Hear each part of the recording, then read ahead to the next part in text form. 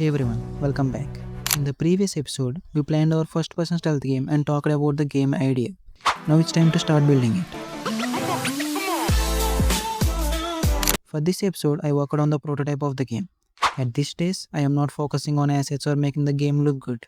I just want to make sure the main mechanics are working before moving on. The first thing I worked on was the player movement.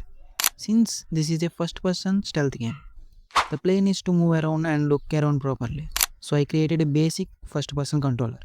It's simple, but it gets the job done. After that, I started working on the enemy AI. For this, I used Unity's NavMesh system. I created 2 points and made the enemy move between those points continuously. This gives the enemy a basic patrol behavior and helps me to test how the stealth gameplay will feel. Once that was working, I moved on to the player detection. To show the enemy's vision area, I used a spotlight. If the player enters the spotlight, the enemy detects the player and the game ends. Not gonna lie, I caught quite a few times while testing this, which is actually a good thing because it means the detection system is working.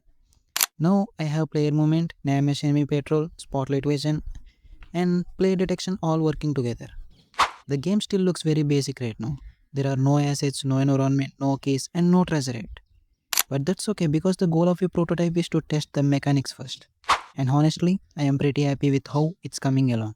In the next episode, we will start adding assets, creating the environment, placing enemies in the level, adding keys, and slowly turning this prototype into an actual game.